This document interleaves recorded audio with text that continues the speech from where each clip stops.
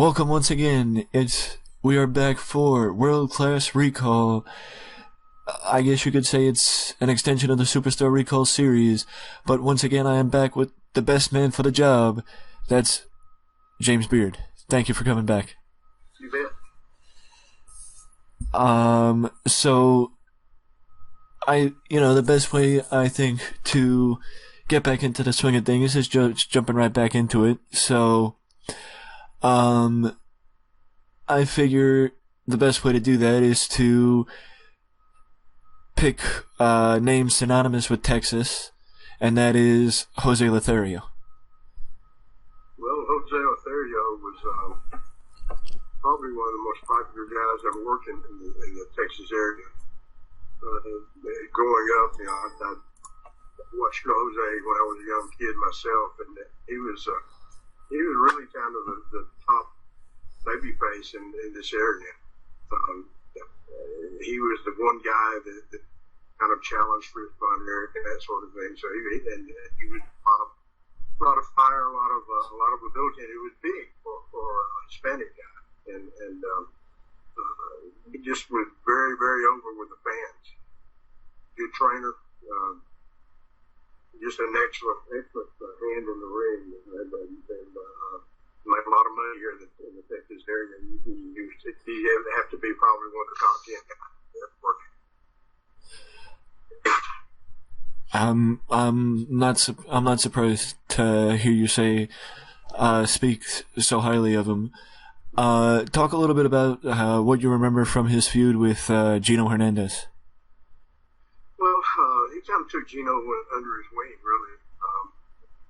He was that really started in Houston at the Paul Bosch territory, or the Paul Bosch promotion down there, and he became kind of I guess one of his projects, one of Jose's projects, kind of like Shawn Michaels was later on. Mm-hmm. And he taught him a lot. He really kind of made Gino the worker that he was. And I'm sure that if Gino were around today, he'd probably tell you he was like his wrestling father. Jose was a very influential guy on a lot of people, but particularly Gino and Sean's case. Yeah. As far as his impact, I know by like the mid '80s, Jose was wrapping up his in-ring career. Right. But any recollection? Do you have any recollection of his influence in World Class during like the mid 1980s? The area we focused on.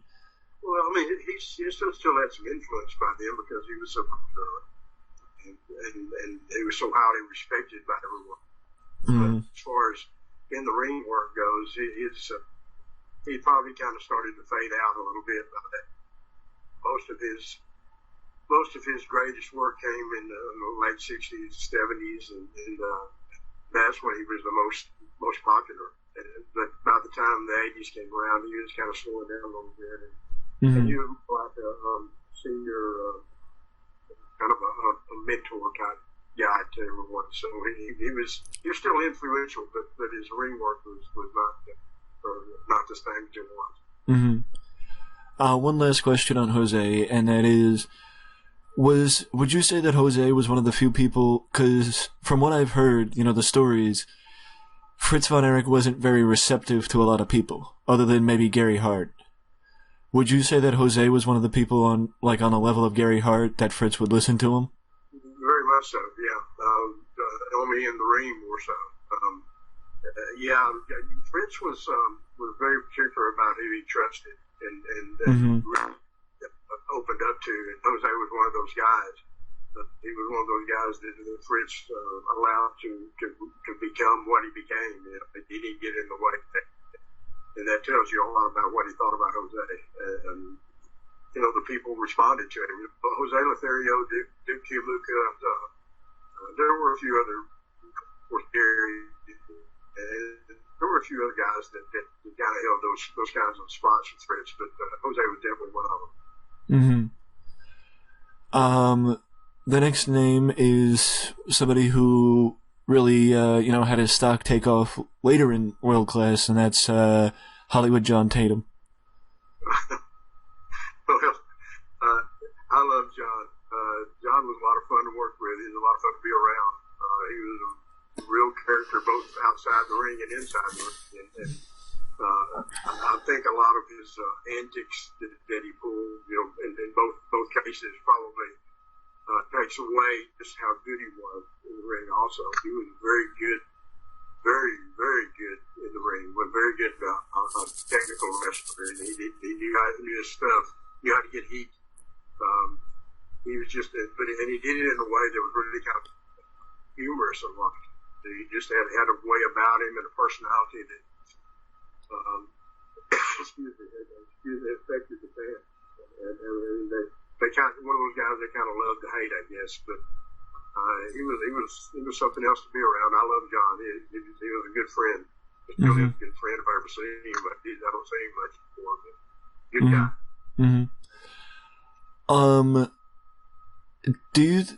This is nothing to John, but do you think that the talent roster at the time that John, because if I'm right, John was one of the upper level guys in world class by like the late 80s, I would say? Yeah, he was definitely one of the top guys. There's no question about that. And he did it in a different way. I mean, he was, of course, he had Missy with him when he was hot as a heel here, and then that worked out very well. Even though it was kind of like a cat fight between the two of them most of the time behind the scenes. But John was he was a very valuable part of the world class family, and he really kind of made his spot and kept it for a long time. But when John was on top, that was really when, things started to spiral with, or were already spiraling with, world class. Or, like how I like to say it is, the people were heading to the lifeboats on the Titanic. Do you think that it was because of, the years of bad decisions and unfortunate events, or do you think it was just the talent then didn't match the talent of the golden period? I think it was more a human error than anything else. There were, of course, everybody knows about all the tragedies and that kind of thing, and we've talked about that before. David's death really had a lot to do with that, and had a lot to do with how Kevin and Kerry responded, and those two guys were so important to the whole mix that not being, I guess, at their top and at their best, was probably a big part of why things started going downhill. I mean, there were still a lot of guys around that were good. Chris, John Tatum, Gary. I mean, there were a lot of good talent still around here, but the thing is that the guys that you counted on to really be the draws had put themselves in a situation that they weren't as valuable anymore, and that hurt. But John Tatum. That you were talking about John Tatum. John Tatum stayed around a long time. They just started going like Gary Young did, Bart did. There was still a good crew around, but didn't have that draw. And we didn't have it until Kerry came back from WWE. Yeah. Well, you mentioned a name that most people like to talk about when they, or ask about. Your recollection of Missy Hyatt.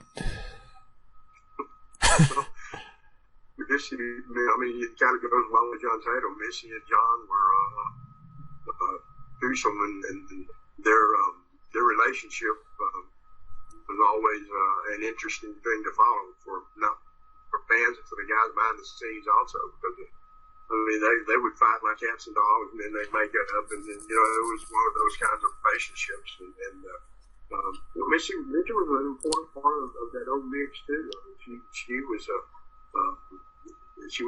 good-looking gal back in those days, and obviously the fans loved to hate her just like they did John. Mm-hmm. She had that kind of air about her that was natural, and she did a good job of pushing it. So. This is a different cat. She was a very important part of that whole thing too. Mm-hmm. I know, now that I brought up Missy, I know you were very close with Eddie Gilbert. Yes. And I just had, out of curiosity, I'm not sure if you worked with Eddie when he was with Missy, but I was wondering do you think that they, the combination of Missy and John, or Eddie and Missy, do you think one of them fit better together, or, they had their advantages, or? Well, I think in the long run, you probably have to look at Missy and John being most effective as far as together goes, because they did so much here in world class, mm-hmm. and it was popular. Excuse me, that was an interesting situation. I mean, when Eddie came here, he'd already worked here before, but when he came back here to Brooklyn during his local years, John was here. And a lot of people thought that was going to be a real problem, but it wasn't at all. Eddie and John got along very well. In fact, Eddie gave John a lot of leeway in how he wanted to do what he did in the ring and that kind of thing. And they would actually laugh about the whole situation more than anything else behind the scenes. So that, they had a good relationship, and it was nothing like what a lot of people thought it might be. And in fact, Eddie was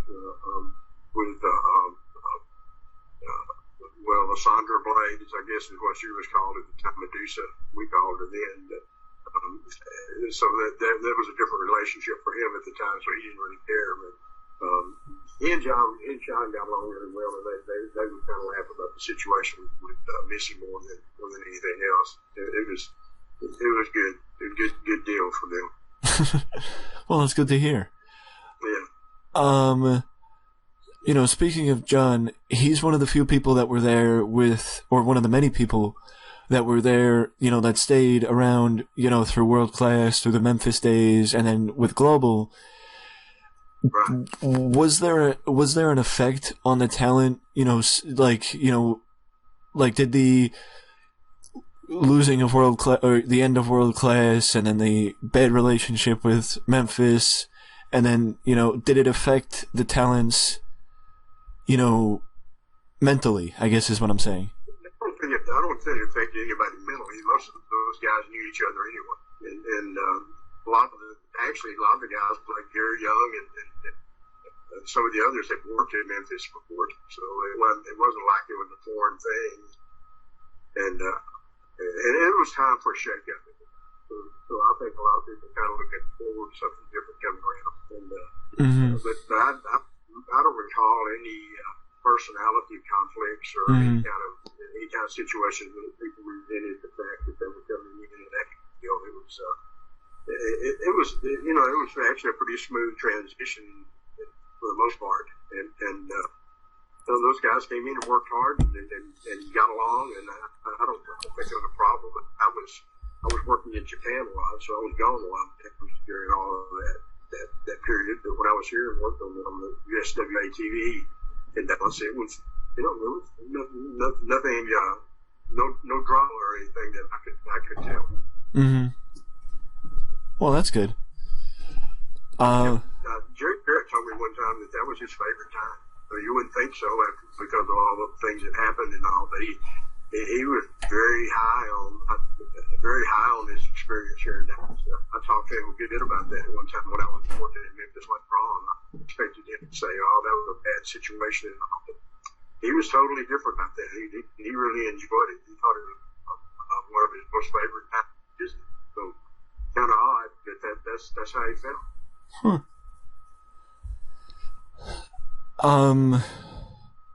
Now, just to clear something up for me, was that relationship with Jerry, did World Class and USWA merge, or did Jerry put World Class out of business, or? Well, no, it was actually a partnership technically Mm-hmm. between Jared and the Von Erichs, Mm-hmm. and that's one of the things that kind of came undone a little later on. There was some disagreement about how the partnership was supposed to be handled, I guess, and some, I guess, financial parts of that didn't get cleared up. Yeah. But no, it was actually technically a partnership. Mm-hmm. With Jerry actually in control or running, that was a part of the agreement. Yeah, yeah. Now, by that time, Fritz was out of the business by then, right? Like he was done. Fritz had pretty much turned everything over to the boys, and that was part of the problem. That Barry and Kevin really weren't that interested in the business side of it and running it. But Kevin came back in when the thing fell apart with the USWA. He came back in and tried to start World Class for a little while. I worked for him then, but it just wasn't there. They had lost by then. They'd lost Channel 11, the main TV show here in Dallas or in the Dallas area, Mm-hmm. and it just was an impossible thing. And that shut down pretty fast. And then after that, Global came in. But yeah, there was a little period of time there when World Class started back up at instant. A lot of people don't remember that, but that's fun. Yeah. And didn't Gary Hart start something before around that time too? Early 90s? Excuse me, Gary did what? Gary Hart, didn't he open up a company? That was later. That was after Global shut down. There was Global, when Global quit doing TV, another group came in called CWA, I think it was CWF maybe. It did some TV here for a little while. Mm-hmm. Actually, Rock came in and did some stuff for a while with the NWA. And after all of that, then Gary came in and he started what he called World Class, the Next Generation or something like that. Mm-hmm. And it was a deal to use some of the younger guys, and Chad, his son, got a chance to work a little bit and learn. And it was a kind of a low rent operation as far as Gary couldn't pay a whole lot, so I didn't really work for them. But I went up there and saw it a couple of times and talked to him a little bit. But it was a deal that was mainly for the local guys to give some of the younger guys a chance to work. Mm-hmm. That didn't last a long time. They had some problems with the building and the rent part of the building, and from what Gary told me later on, there was a real disagreement about the agreement and building owner. He pulled out, and after that, then I think a couple of Mexican groups tried to run some lucha in there a little bit, but that didn't last long either, and it just closed down for good. Yeah, yeah. Now we head to the next name, and that is Ravishing Rick Rude. Excuse me? The what? Rick Rude. I didn't hear you. I'm sorry. I lost your audio just a second. Okay. Now what did you say again? Oh, the next name is Rick Rude.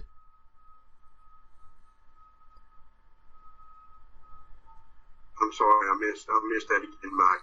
The what? Rick Rude. Rick Rude. Oh, okay. I'm sorry. Yeah. Okay. Now I got you. Well, Rick had pretty much made a name for himself a little bit in the Georgia area after he started out kind of he pretty much got beat every week, but then he went off and worked on his body a little bit, came back, and he became a pretty big star. And by the time he came to World Class, he was one of the better excuse me, one of the better workers in the business, and one of those guys that had that kind of personality that was a big draw. And between he and Percy, they did very well here. Rick was kind of a breath of fresh air for a little while. Mm-hmm. Well, So pretty much before he got to Texas, Rick was maybe a lower level, just a lower level guy? Yeah, I remember seeing Rick Rude. He probably weighed maybe 180 pounds. He was just a skinny rail. Wow. And, he basically, he was in some preliminary matches and stuff in Georgia for Crockett and that sort of thing. And that was his learning years, and then he went off and then he worked on his skills a little bit, worked on his body a little, and he came back as a different person, basically. And built a pretty good reputation, and then got down to Texas. He was pretty well known. And like I said, he was a shot in the arm for the promotion here for a while. I honestly can't imagine Rick Rude as a 180-pound, Yeah, he was pretty skinny, tall and skinny. The first time I ever remember that. Yeah. Well, talking about Rick Rude and talking about Texas, it'd be hard not to mention the fact that I don't know if he was the first, but I know he was one of the first world champions for World Class after World Class left the NWA. Yeah, he was.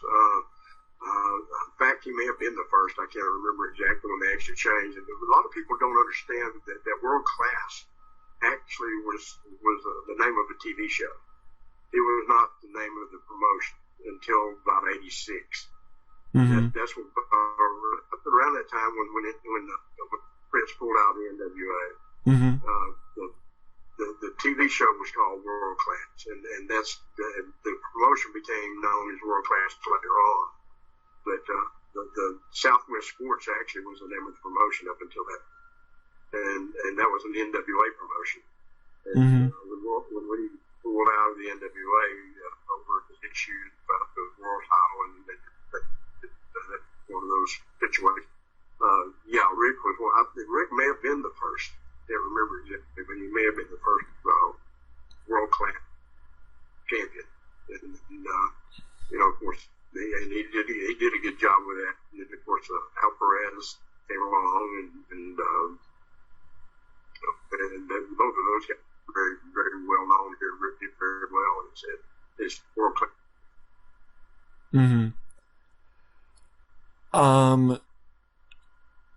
Do you think having Rick be I presume it was pretty early in his run with the company. Do you think that having him be the champion so soon was the right decision, not just for him, but for the title? I didn't understand the question again. Say that How again. can I phrase this? Do you think having him win the title so soon in the title's history was a good decision for the championship, or do you think it should have been more for a veteran? No, I mean, they needed someone that was fresh and new and that kind of thing to kick it off with, And I think I can't remember the exact way it all came down. I think Rick already had one of the titles here in Edinburgh, and they just started recognizing that as a world class world title after that. But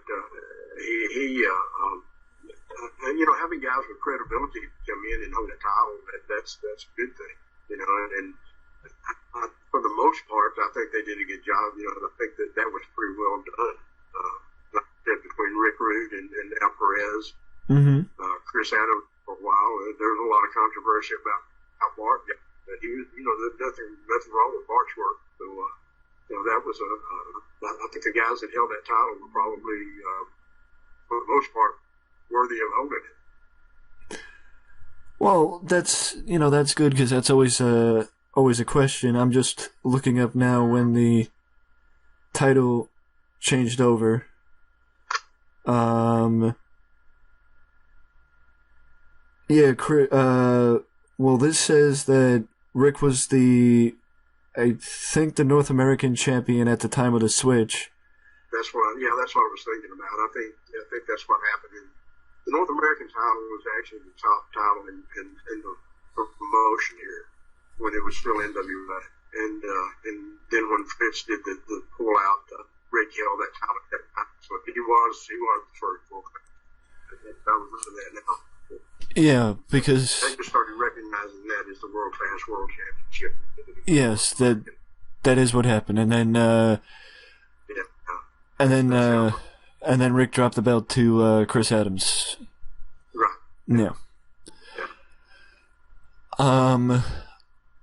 I mean, from what I know about, that year in particular, 1986, when, World Class left the NWA, it seems like Fritz had his hands tied. Like, he had no decision but to leave the NWA.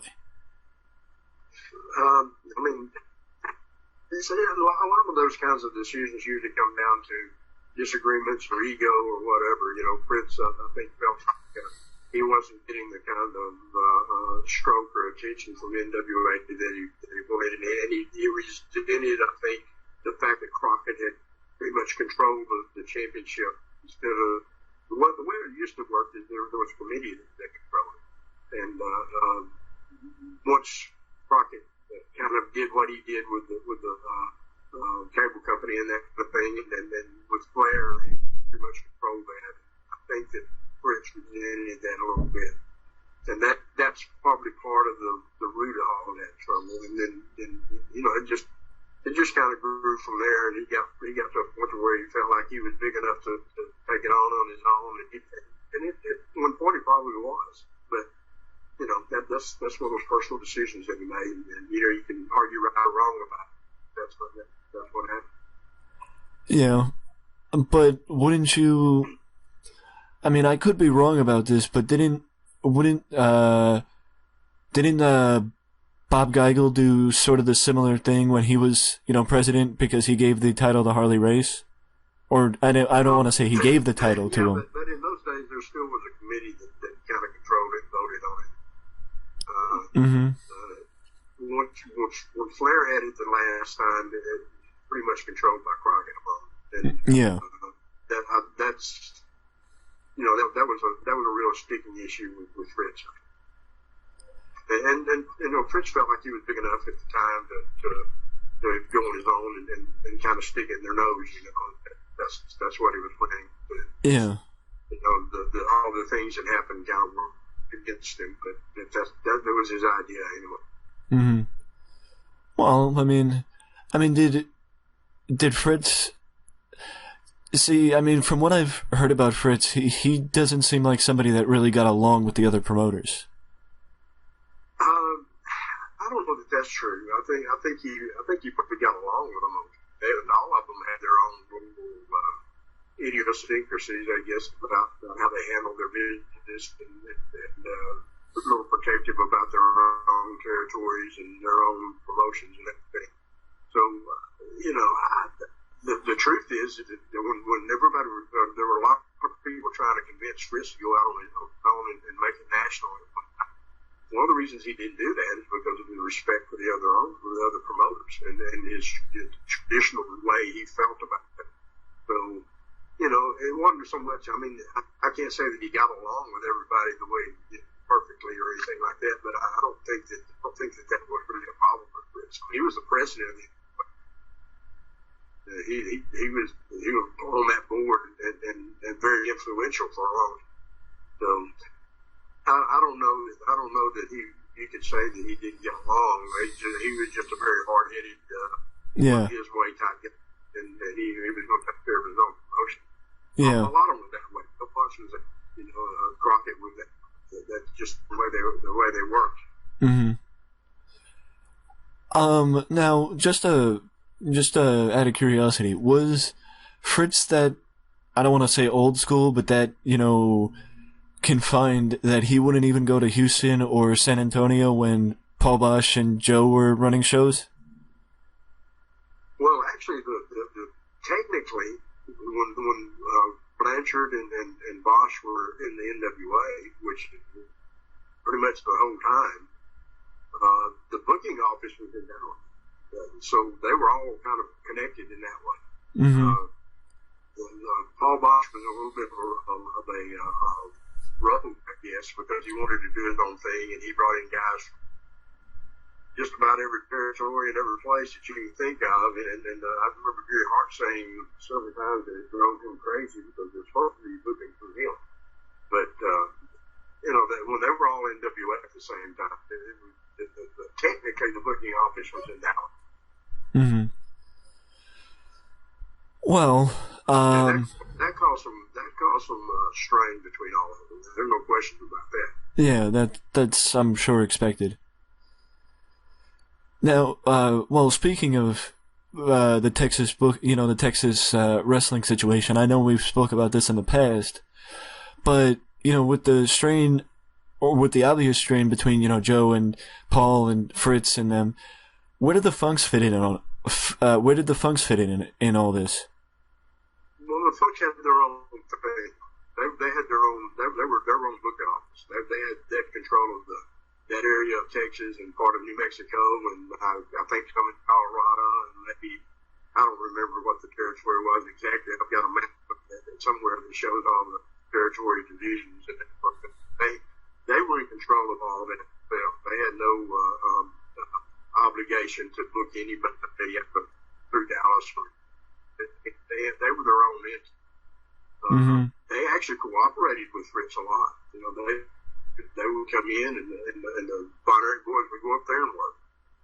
So, there was a fairly good relationship between the Funks and Von Erichs, but they were totally separate as far as the way that they ran their territory. Mm-hmm. Well, now jumping back to Rick, when Rick left World Class, is that when he signed with Vince? When Rick left? Yeah. Well, I mean, that was just one of the natural processes of the business. I mean, he got an opportunity to go do something else, and in a high profile situation.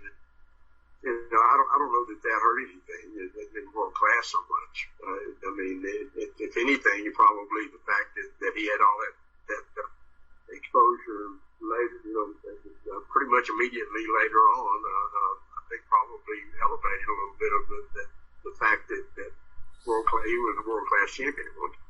Yeah. So, it all kind of works together. I mean, he didn't do anything to hurt the promotion for sure, and then Chris Adams was still around. He was a pretty popular babyface. He was right under the Von Erichs, and so he kind of took over for a little while, and when they brought Al in, things picked up again. So it was just one of those natural progressions of the business. The guy gets an opportunity, and he moves along. Yeah. Now, do you think that most people who work during that era always say how New York or Vince is a babyface territory? Do you think that hurt Rick in the long run as far as ever becoming world champion with Vince? Not necessarily. I mean, when the boys became popular, I guess you could say it was a babyface territory if you wanted to define it that. But up until that point, it was if you go back in the history of this territory in Dallas, Fritz was the top guy for a long time, and he was definitely one of the most hated heels in the world. So he was pretty open, and all of his friends were basically big heel, and then he brought them all in, and a few of the guys like Jose and Red Bastien and Red Lions and a few of the others that Fritz allowed to really become big baby faces. They were, they go up and then they would go down, but Fritz was always the top guy. And until the boys got old enough that he felt like he needed to change his, the way people looked at him, this was basically a heel territory. So I don't know that it really hurt. I don't think that it hurt Rick Rude that he came in and did that. But Fritz depended on Gary Hart a lot for the booking, and Gary understood that he was what drove the business. And the chase is always the caveat. That's the thing that you want to build, and having a hot hill on top is always a good thing. Well, good job of that. Yeah, I completely agree. I loved Rick Rude's work. You look at what they did after that. Chris won the title, and then you bring in Al, and Al was he was with Gary Hart, even though Al became one of the most popular guys that ever worked here. He was really healed for the most part, and he won that title for a long time. And so it was always the chase that made the business good. Yeah. Well, I mean, I guess what I'm asking is, do you think that the perception of World Class becoming a babyface territory because of the Von Erichs, that it needed a change, but Fritz never really invested in the territory to change the perception? Well, what hurt was the fact that the boys were not available or dependable at that point,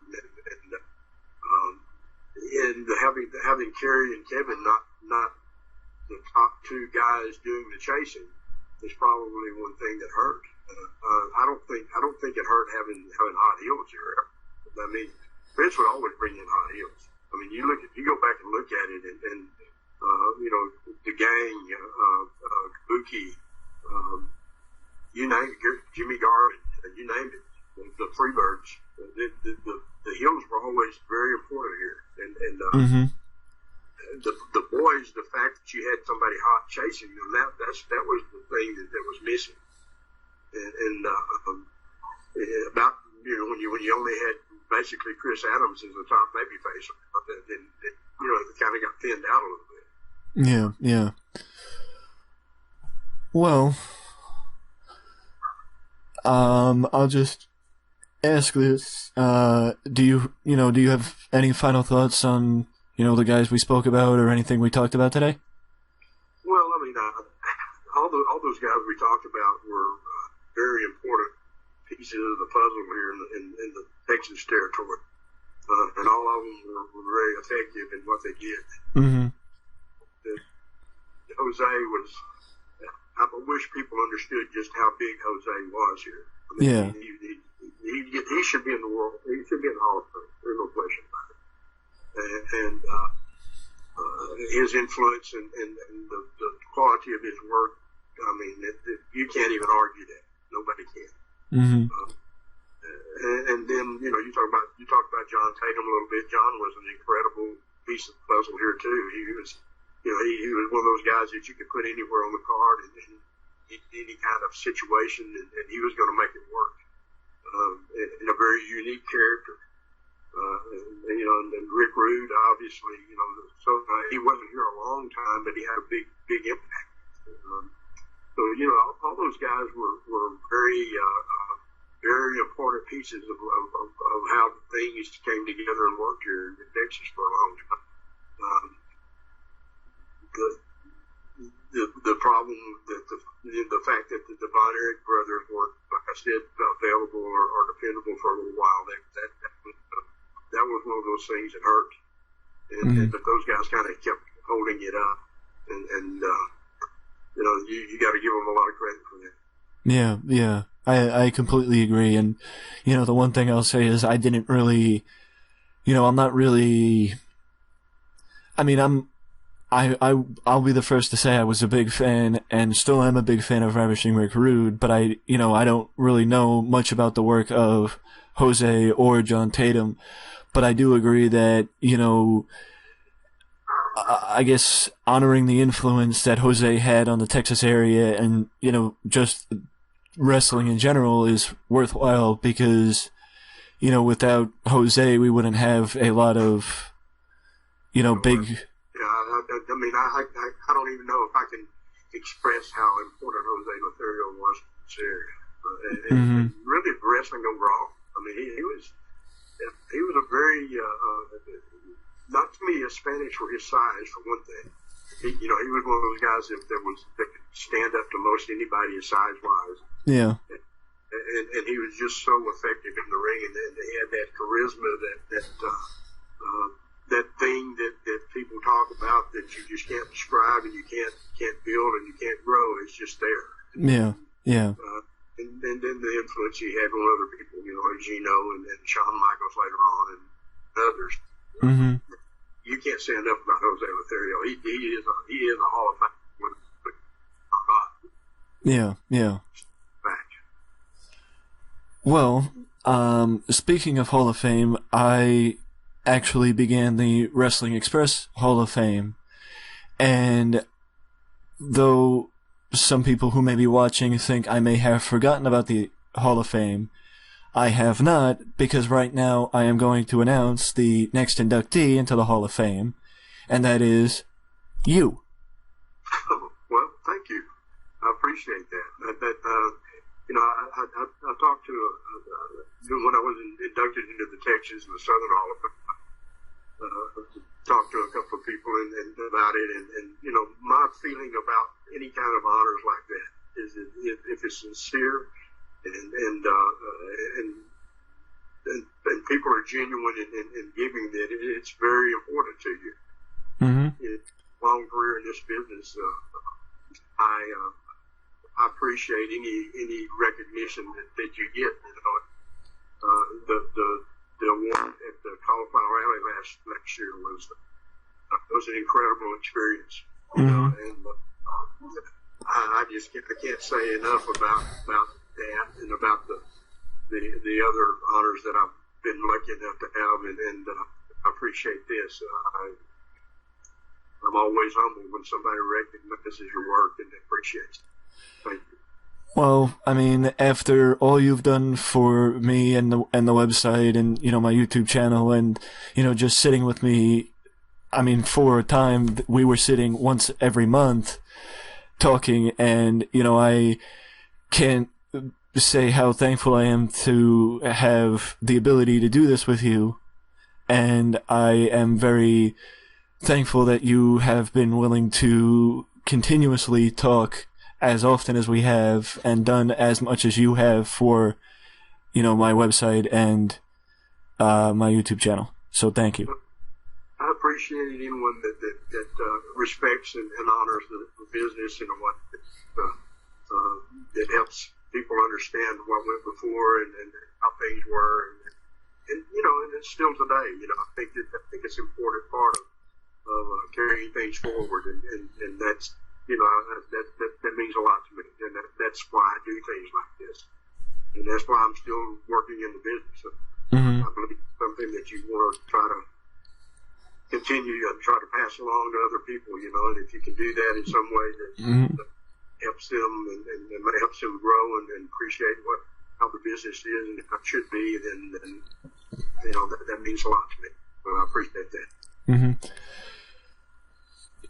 So, with that being the case, I want to make the announcement official that the owner's choice for the Wrestling Express Hall of Fame is James Beard.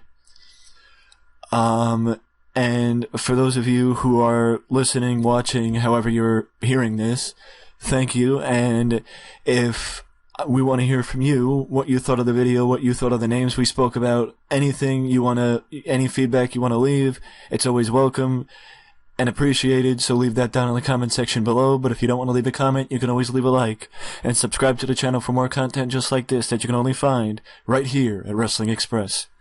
Thank you again to James Beard for joining me.